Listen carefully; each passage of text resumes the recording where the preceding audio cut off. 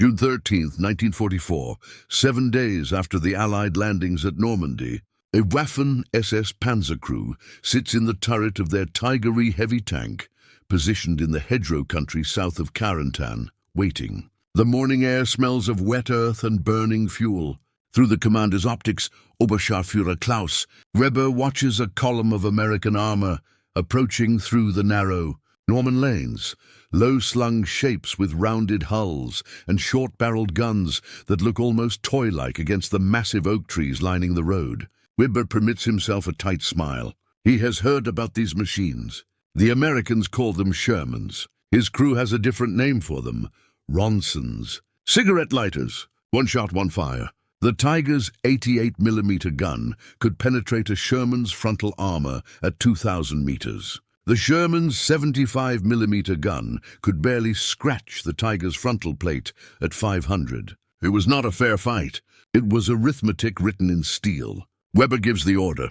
His gunner traverses left. The first Sherman in the column rolls into the crosshairs. The Tiger's main gun roars. At 1,400 meters, the armor-piercing round crosses the distance in less than 2 seconds. The Sherman explodes, its turret lifting from the hull ring in a spectacular bloom of orange flame and black smoke. Weber's crew cheers. Then the radio crackles. Contact reports from every position along the defensive line. Shermans, dozens of them. No, scores of them. Pushing through every lane, every farm track, every gap in the hedgerows. Weber's smile fades. His Tiger can destroy any Sherman it sees, but it cannot destroy them all. And they keep coming. This is the story of how Germany's technological superiority collided with America's industrial supremacy. How the Wehrmacht's finest tank commanders mocked the Sherman as a death trap, a mechanical inferior, a symbol of American engineering failure, until they realized that superiority is not measured in the quality of a single machine, but in the quantity of an entire system. It's the story of how 50,000 medium tanks, derided, dismissed, and outgunned, crushed the most formidable armored force the world had ever seen. Not through excellence, but through overwhelming, relentless, inexhaustible presence. It is the story of democracy at war, where the assembly line mattered more than the drawing board, where good enough in vast numbers proved better than perfect in small batches, where the American way of war, practical, mass-produced, logistically unstoppable, rewrote the rules of armored combat forever. The Sherman tank was never designed to be the best tank on the battlefield. It was designed to be the tank that would win the war. There is a difference, and that difference is written in the smoking ruins of the Third Reich. When the first M4 Sherman medium tanks rolled off American assembly lines in February 1942, German intelligence officers studying reconnaissance photographs felt a mixture of relief and contempt. The Sherman weighed 30 tons, half the weight of the new Tiger Waffen then entering service. Its 75mm main gun was adequate against the Panzer III and Panzer IV tanks that formed the bulk of German armored strength. But it could not penetrate the frontal armor of Germany's heavy tanks beyond point-blank range. Its armor, maximum thickness 50mm on the frontal hull, 76mm on the gun mantlet, could be defeated by nearly every German anti-tank weapon from 500 meters or more. Its gasoline engine, while reliable, was notoriously flammable when penetrated. The Sherman was taller than German tanks, making it an easier target. Its riveted construction meant that armor penetration often sent rivets ricocheting through the crew compartment like shrapnel. By every metric of armor protection, firepower, and crew survivability in single combat, the Sherman was inferior to Germany's medium and heavy tanks. German tankers nicknamed it the Ronson, after the American cigarette lighter advertised with the slogan, "Lights every time." They nicknamed it the Tommy Cooker. They called it the Zippo. The jokes were bitter and confident. If this was the best America could field, the eastern and western fronts would become graveyards for American steel. But what German intelligence missed, what the entire Wehrmacht High Command failed to grasp until it was far too late was that the Sherman was not designed to fight German tanks. It was designed to be built in greater numbers than any tank in history, to be shipped across 2 oceans without breaking down, to be maintained by 18-year-old conscripts with 3 weeks of mechanical training, and to keep moving forward no matter how many were destroyed. The Sherman was logistics incarnate. It was American industrial philosophy compressed into 30 tons of welded steel, reliable, repairable, replaceable.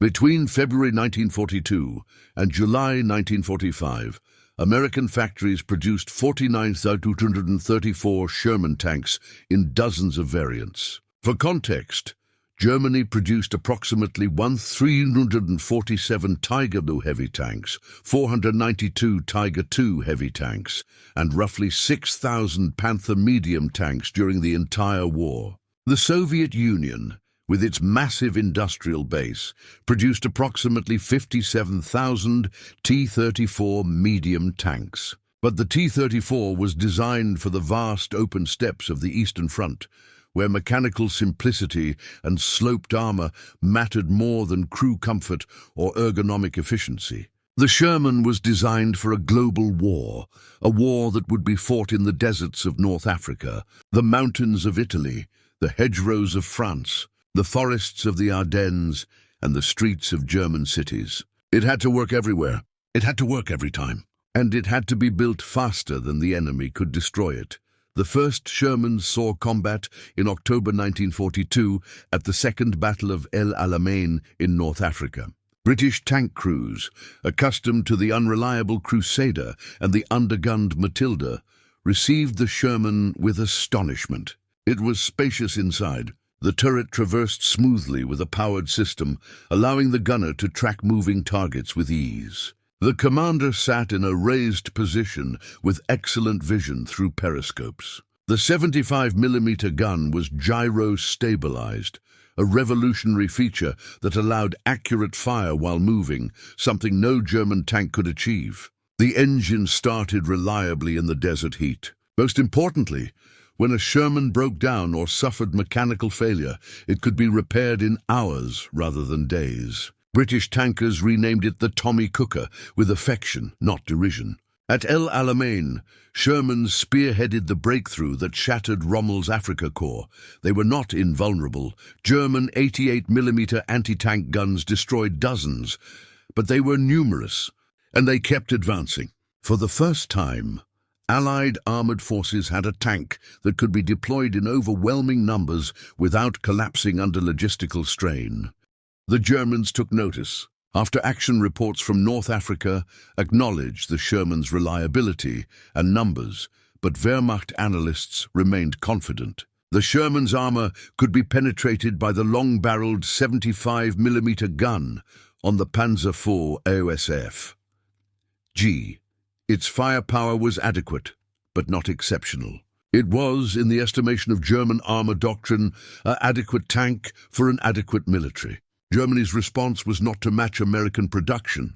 This was impossible, given the resource constraints and strategic bombing campaigns devastating German industry, but to leap ahead technologically. If America would field 10,000 medium tanks, Germany would field 1,000 heavy tanks that could each destroy 10 Shermans before being knocked out. The arithmetic seemed sound. In late 1942, Germany accelerated development of the Panzer V Panther, a medium tank with sloped armor copied from the Soviet T-34, a powerful long-barreled 75mm gun, and a weight of 45 tons. Simultaneously, the Tiger I entered full production, a 54-ton behemoth with frontal armor up to 100mm.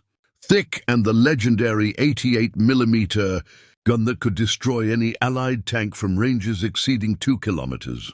On paper, the German solution was elegant. In practice, it was a strategic catastrophe. The Panther and Tiger were mechanical marvels and maintenance nightmares. The Panther's Maybach engine was underpowered for its weight, leading to frequent transmission failures. Early models suffered from final drive failures at such high rates that many Panthers never reached the front line. The Tiger consumed fuel at catastrophic rates, less than 1 kilometer per liter of gasoline, and required specialized heavy transporters to move by rail because its weight exceeded bridge load limits. Both tanks required extensive maintenance after every operation. A Sherman crew could perform basic maintenance, track adjustments, engine checks, oil changes, with the tools carried on the tank itself. A Panther crew required specialized equipment, trained mechanics, and access to spare parts that were increasingly difficult to obtain as Allied bombing disrupted German logistics. When a Sherman was disabled, recovery vehicles could tow it back to rear area depots for repair. When a Panther broke down deep in enemy territory, crews often had no choice but to destroy it and retreat on foot. German tank commanders joked bitterly that the Panther's greatest enemy was not the Sherman but the Autobahn, the highway it had to cross to reach the front, the first large-scale engagement between Shermans and the new German. Heavy tanks occurred in July 1943 at the Battle of Kursk on the Eastern Front, where 100 Tigers and 200 Panthers spearheaded the Wehrmacht's last great offensive in the East. Soviet defenses were anchored by massed anti-tank guns, minefields and T-34 tanks that used speed and numbers to overwhelm German armor. The Panthers' combat debut was disastrous. Of the 200 Panthers committed, only 43 were operational by the end of the first day due to mechanical breakdowns and fires. The Tiger fared better, its armor proving nearly impenetrable to Soviet guns, but it could not be everywhere at once. Soviet forces traded 5 T-34s for every German heavy tank, but the Soviets had 15 T-34s for every Tiger. The arithmetic of attrition favored mass over quality. Within 2 weeks, the German offensive collapsed. The Wehrmacht would never again launch a major strategic offensive in the East. The lesson was clear. Technological superiority could not compensate for numerical inferiority. When the enemy possessed the industrial capacity to replace losses faster than they could be inflicted, but it was in the hedgerows of Normandy, in the summer of 1944, that the Sherman's true nature revealed itself to the German army. At the Says, bocage country of northwestern France, small, fields enclosed by ancient earthen embankments, topped with thick hedgerows, was ideal defensive terrain. German forces, heavily outnumbered after the D-Day landings, dug in and waited. Panzer Division, 12th SS Panzer Division, and elements of other armored formations equipped with Panthers and Tigers took up positions with overlapping fields of fire. Allied armor would have to advance through narrow lanes between the hedgerows, exposing their thinner side armor. German tankers prepared for a turkey shoot. On paper, the kill ratio should have been catastrophic for the Allies. In practice, the Americans did something the Germans did not anticipate. They accepted the casualties and kept attacking. Sherman tanks advanced into the bocage, knowing they were outgunned and out-armored. Company after company rolled into narrow lanes, took fire from hidden Panthers, and dug in anti-tank guns, and burned. The loss rate was staggering. In some engagements, American tank units suffered 70% casualties in a single day. Company commanders died in their tanks. Platoons were wiped out. The Sherman's nickname, the Ronson, was grimly accurate. A penetrating hit often ignited ammunition or fuel, and the crew had seconds to bail out before the tank became an inferno. But here was the crucial difference. For every Sherman destroyed, 2 more rolled forward. Then 5 more, then 10. American armored divisions rotated frontline units, replaced losses overnight, and resumed the attack at dawn. German panzer commanders, achieving kill ratios of 5-1, 6-1, even 8-1, found themselves forced to retreat because they simply ran out of ammunition, fuel, or operational tanks. The Panther could destroy 5 Shermans before withdrawing for fuel and repairs. But by the time it returned to the front, 10 more Shermans had taken their place. Oberleutnant Hans von Luck, a veteran tank commander with 21st Panzer Division, described the experience in his post-war memoir. "We destroyed them by the dozen," he wrote. Our long 75mm guns could penetrate the Sherman from 1,000 meters or more. They burned beautifully, but they kept coming. It was like fighting the sea. You could destroy a wave, but the tide kept rising. We could achieve tactical victories every day and still lose the battle, because they had more tanks than we had ammunition. The Americans adapted. Engineer battalions welded salvaged steel and German hedgerow-cutting devices onto Sherman hulls, creating rhino tanks that could smash through hedgerows instead of being funneled into killing zones. Armored infantry learned to advance with the tanks, suppressing German anti-tank crews with rifle and machine gun fire. Close air support from P-47 Thunderbolts and rocket-armed Typhoons hit German armor before it could maneuver into firing positions. Slowly, brutally, the bocage became a graveyard for German armor. Panzer Division, considered one of the Wehrmacht's elite formations, was effectively destroyed as a fighting force by the end of July. Its Panthers and Tigers abandoned for lack of fuel or towed back to Germany for repairs that would never come. The German military had designed its armored forces around the concept of qualitative superiority. Fewer tanks, better trained crews, superior technology. It was a doctrine born from necessity, given Germany's limited industrial base and resource constraints. But it was also a reflection of Prussian military tradition that emphasized the decisive battle, the brilliant maneuver, the knockout blow. The Sherman represented a different philosophy entirely. Quantity has a quality all its own. The Americans understood that modern industrial war was not won by the best tank, but by the most tanks. Not by tactical brilliance, but by logistical superiority. Not by knockout blows, but by relentless, grinding pressure that never stopped, never slowed, never gave the enemy time to recover. By August 1944, the Wehrmacht's armored strength in France was collapsing. The Falaise Pocket, a disastrous encirclement south of Caen, trapped tens of thousands of German troops and hundreds of armored vehicles. As Allied forces closed the pocket, German tank crews abandoned their vehicles for lack of fuel. Panthers, Tigers and Panzer IVs sat immobile on French roads, their crews retreating on foot. American and British forces captured or destroyed nearly 500 German tanks in the pocket, along with 1,500 artillery pieces and 20,000 vehicles. It was the single greatest loss of German armor in the West. The survivors retreated across the Seine River, their formations shattered, their equipment abandoned. The vaunted panzer divisions that had terrified Europe in 1940 were reduced to battalion-sized battle groups with handfuls of operational tanks. Meanwhile, the Allies landed more Shermans. Port facilities at Cherbourg and later Antwerp unloaded hundreds of tanks per week. American armored divisions that had lost 60 or 70 tanks in the bocage fighting were back to full strength within days. The Sherman's standardized design meant that spare parts arrived by the shipload. Its reliable engine meant that mechanical failures could be repaired at the unit level without waiting for specialized technicians. Its weight meant it could be transported on standard tank transporters and driven across improvised bridges without collapsing them. The Sherman was not winning because it was better. It was winning because it was everywhere.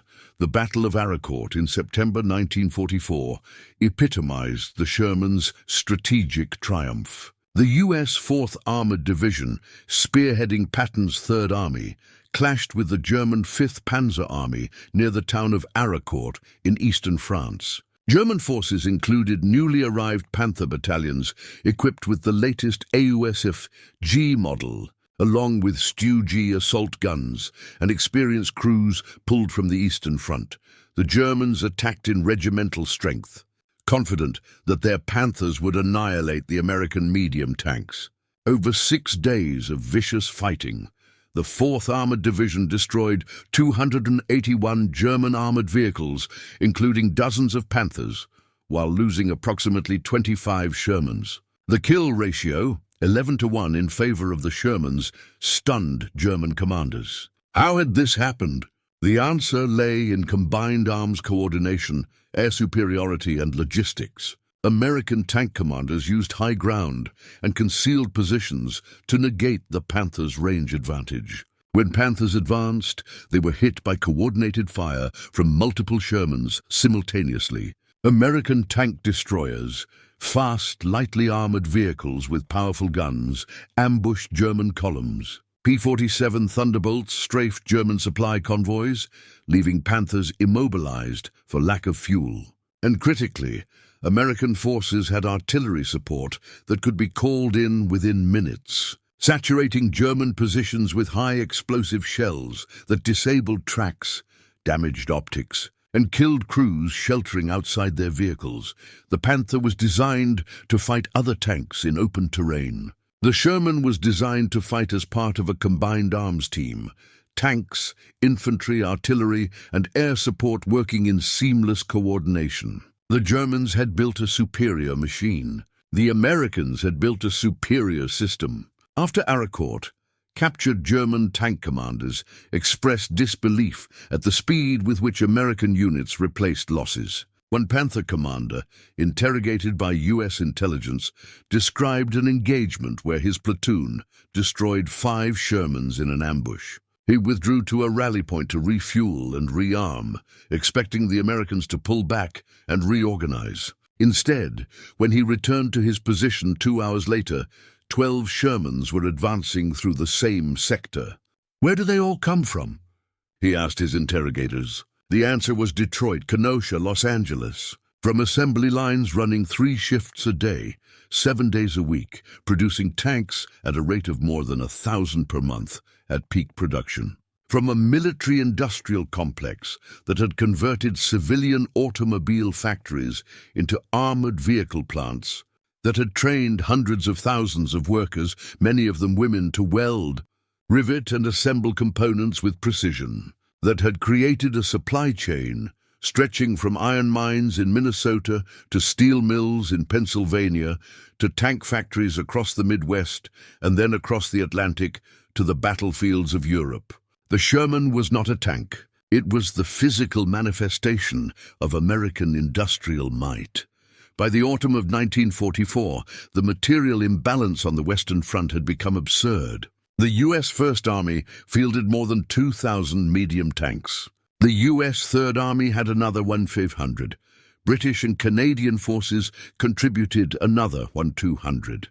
Against this, the Wehrmacht could muster perhaps 600 operational tanks in the entire Western theater, and half of those were obsolete Panzer IVs or captured French vehicles. The Panthers and Tigers that German propaganda celebrated were increasingly rare. Their numbers attritioned by combat losses, mechanical failures, and the Allied air campaign that destroyed repair depots and supply trains. German tank commanders described the experience of retreat as a nightmare of constant harassment. Allied fighters patrolled the roads by day, strafing anything that moved. Shermans advanced at night with infantry support, probing German positions, forcing withdrawals. There was never enough fuel to maneuver, never enough ammunition to hold ground, never enough time to rest. The Wehrmacht's doctrine of mobile defense, trading space for time, counterattacking with concentrated armor, became impossible when every counterattack was met by overwhelming Allied firepower. The ultimate test came in December 1944, during the Battle of the Bulge. Hitler, desperate to reverse Germany's deteriorating position, gambled on a massive offensive through the Ardennes forest, targeting the weakly held American lines in Belgium and Luxembourg. The plan was to split the Allied armies, capture the port of Antwerp, and force a negotiated peace in the West. Germany scraped together its last operational armored reserves, 2,000 armored vehicles, including the newest King Tiger heavy tanks, Panther brigades, and repaired older models. For 3 days, the offensive achieved surprise and success. In the fog and snow, German columns smashed through American positions, encircling the town of Bastogne and pushing 50 miles into Allied territory. American units, caught off guard, fell back in disarray. German tank commanders felt a grim satisfaction. The Allies could be beaten, but the offensive was doomed from the start. not by tactics or courage, but by arithmetic. The Germans advanced with just enough fuel to reach their first objectives, hoping to capture American fuel dumps to sustain the attack. They failed. Allied defenders destroyed or evacuated fuel stocks before they could be captured. German spearheads, their tanks running on fumes, ground to a halt within sight of the Meuse River. Meanwhile, the Allies responded with overwhelming force. Eisenhower released armored reserves held behind the lines. Patton's Third Army disengaged from its positions in Lorraine and drove north through blizzards, covering 100 miles in 3 days to relieve Bastogne. American tank columns, supported by motorized infantry, hit the southern flank of the German salient. British armor struck from the north, and most devastatingly the weather cleared. Allied fighter bombers filled the skies, strafing German columns that sat immobilized on roads for lack of fuel. The Luftwaffe, reduced to a shadow of its former strength, could offer no protection. German tank crews described the experience of helplessness, sitting inside their Panthers and Tigers, listening to the roar of American thunderbolts overhead, waiting for the rockets to strike. Many abandoned their vehicles and fled on foot. By the end of January 1945, the Bulge had been eliminated. The Germans had lost over 600 armored vehicles, 1,000 aircraft, and 100,000 casualties they could not replace. The Allies lost territory, which they reconquered in weeks. They lost men who were replaced, and they lost hundreds of Shermans, which were replaced faster than they were destroyed. A captured German colonel, interrogated in January 1945, was asked what surprised him most about the American military. He paused, choosing his words carefully. "You do not have the best soldiers," he said. "You do not have the best tanks. You do not have the best generals. But you have so much of everything that it does not matter. We destroyed 10 of your tanks and you replace them overnight. We shoot down 20 of your planes and 40 more appear the next morning. We kill 100 of your soldiers and 500 more come forward. How do you defeat an enemy who can afford to lose?" The officer conducting the interrogation noted the answer in his report, but offered no response. There was nothing to say. The colonel had identified the fundamental reason why Germany would lose the war. Not because German soldiers fought poorly, they fought with skill and ferocity until the end. Not because German equipment was inferior.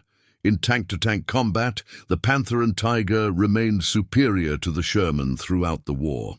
Germany lost because it could not replace its losses. Every Panther destroyed was a Panther gone forever. Every Tiger knocked out represented an irreplaceable investment of steel, skilled labor, and scarce resources. The Wehrmacht's armored strength bled away in 1,000 small engagements, each one a tactical victory that brought strategic defeat one step closer. The final humiliation came in the spring of 1945, as Allied armies crossed the Rhine and drove into the heart of Germany. Sherman tanks rolled through German cities that had been bombed into rubble, past factories whose machinery lay twisted and silent, past rail yards cratered by aerial bombardment. There were no Panther battalions waiting in ambush, no Tiger regiments maneuvering for the decisive counterstrike. Germany's armored forces had been destroyed, not in a single climactic battle, but in 100 small actions where the mathematics of attrition ground them down to nothing. The factories that had built the Panthers stood silent, their workers conscripted into the Volkssturm or fled west ahead of the Soviet advance. The repair depots were gone, destroyed by bombing or overrun. The supply lines were severed. The fuel was exhausted. In the war's final weeks, German tank crews abandoned their vehicles for lack of fuel and retreated on foot, blowing up their Panthers and Tigers to prevent capture. It was a bitter ending for machines that had once represented the pinnacle of armored warfare. They died not in battle, but from starvation, starved of the oil, steel, and spare parts that had once flowed from a functioning industrial economy. The Sherman, meanwhile, kept rolling. Through the Ruhr, through Bavaria, through Czechoslovakia. When the war in Europe ended on May 8, 1945, there were more Sherman tanks in operational service than on D-Day. American armored divisions were at full strength. Replacement vehicles sat in depots waiting to be issued. The production lines in Detroit and Los Angeles continued running for weeks after the surrender, building tanks that would never see combat. The Sherman had won not because it was invincible, but because it was inexhaustible. Not because it was the best, but because it was good enough. And there were 50,000 of them. German veterans, interviewed in the post-war years, spoke of the Sherman with a mixture of contempt and grudging respect. Yes, it burned easily. Yes, its armor was inadequate. Yes, in single combat, a well-handled Panther could destroy 3 or 4 Shermans before withdrawing. But these tactical truths were irrelevant in the face of strategic reality. One veteran panzer commander asked in a 1950s interview what it was like to face American armor, answered with weary honesty. "We laughed at them at first," he said. "The Sherman looked like a toy compared to our Tigers. But after a week of fighting, we stopped laughing. After a month, we started to fear them, not because they were good, but because they were everywhere. You could destroy 5 in the morning and face 10 more in the afternoon. It was like fighting a river. You could dam one part, but the water kept rising until it swept you away." The interviewer asked if he thought the Sherman was a good tank. The veteran paused. "It was the right tank," he said finally. "That is more important than being good." The Sherman's legacy is complex. American tankers who fought in them often hated the design. They called it a death trap. They demanded better armor, more powerful guns, lower profiles. Their complaints were valid. In isolated combat, crew for crew, tank for tank, the Sherman was outmatched by German heavy armor.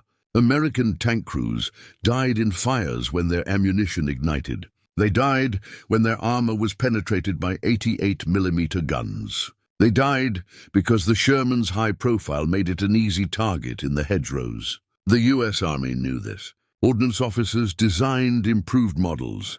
The Sherman Firefly with a British 17-pounder gun. The M4A3E8 Easy 8 with better suspension and a higher velocity gun. The Jumbo with additional armor welded to the hull. But these improvements took time to reach the front, and fundamentally, the Army resisted radical redesign. Why? Because the Sherman was winning the war. Not tank by tank, but strategically. The Army needed volume more than perfection. It needed tanks that could be shipped, supplied, and sustained across global supply chains. It needed a design that the armored force was trained on, that mechanics could repair, that logistics officers could support. Introducing a radically new tank, even a better one, would have disrupted production, training, and supply. The Sherman was not retained because it was beloved. It was retained because replacing it would have slowed the advance toward Berlin.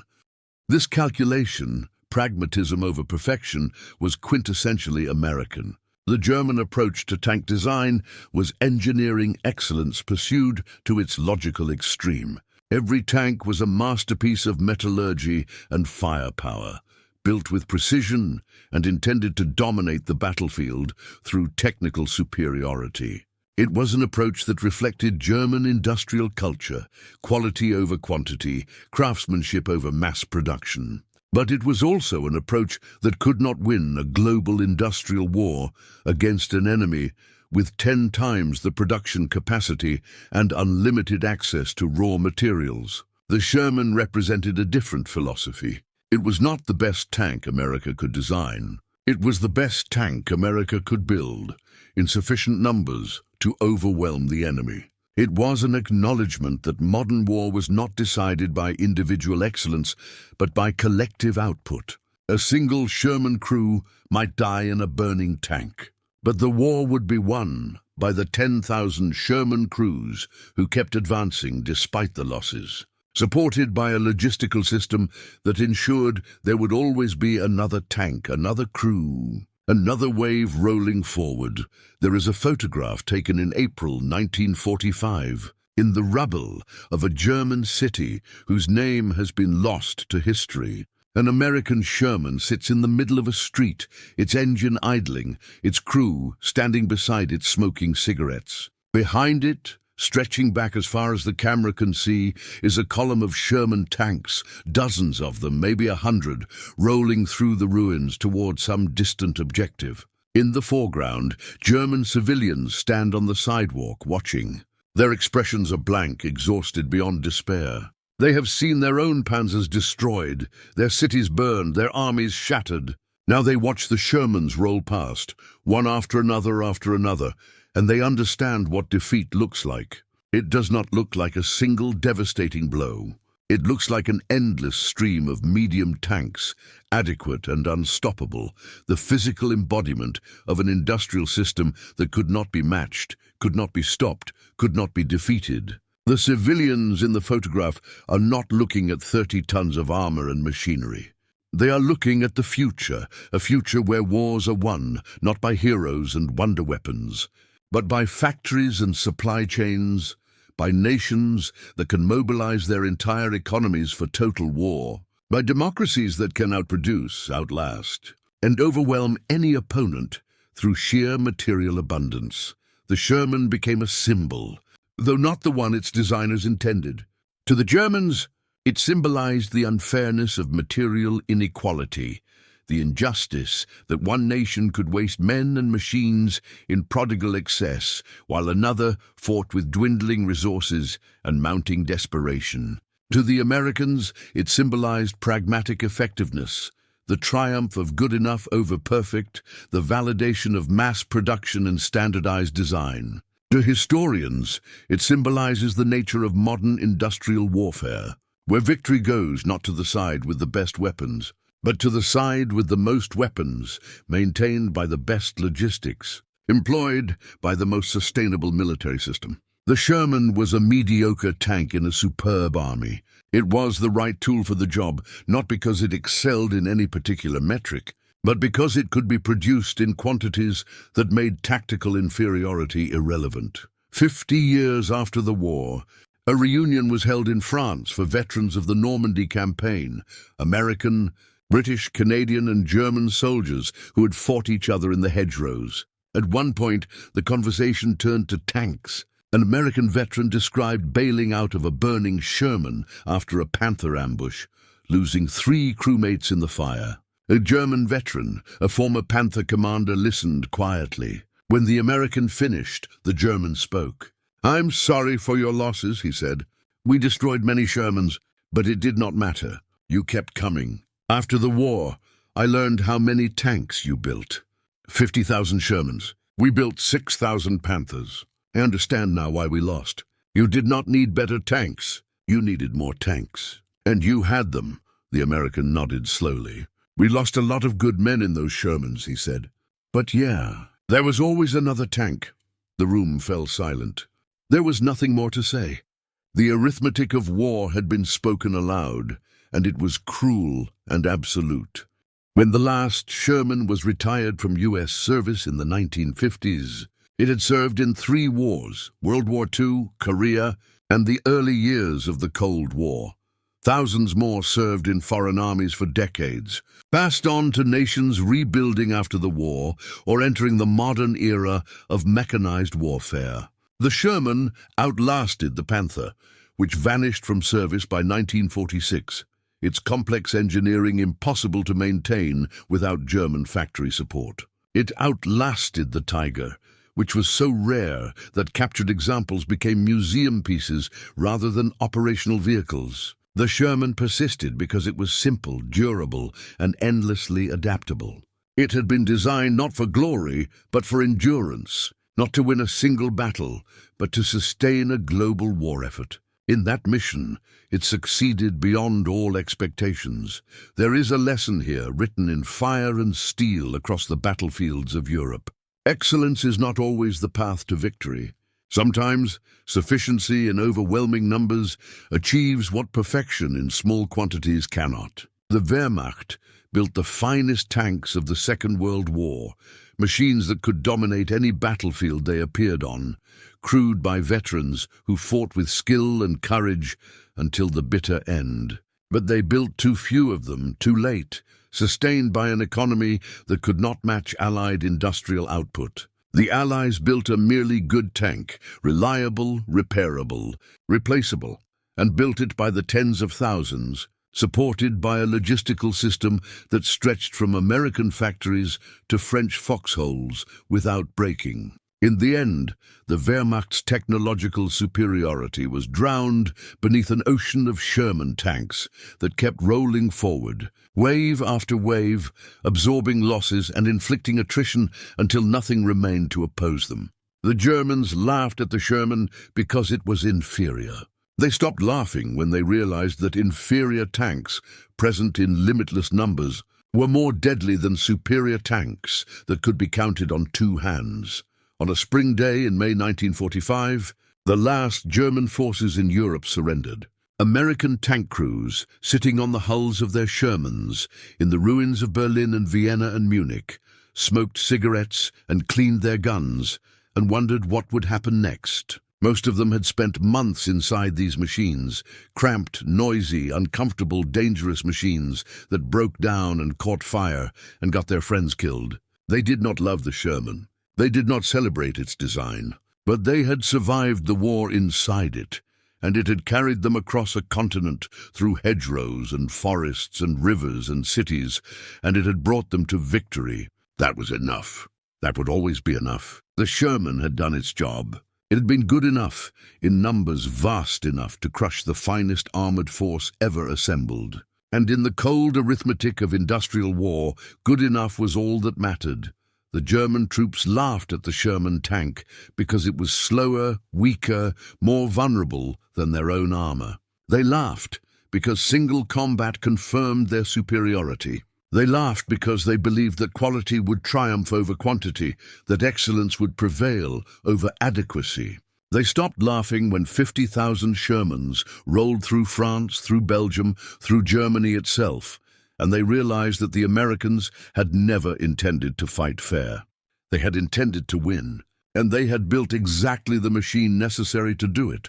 Not the best tank, but the most tanks, supported by the most powerful industrial economy in human history, employed by a military system that understood that modern war is won in factories as much as on battlefields. The Sherman was never meant to be admired. It was meant to be unstoppable. And it was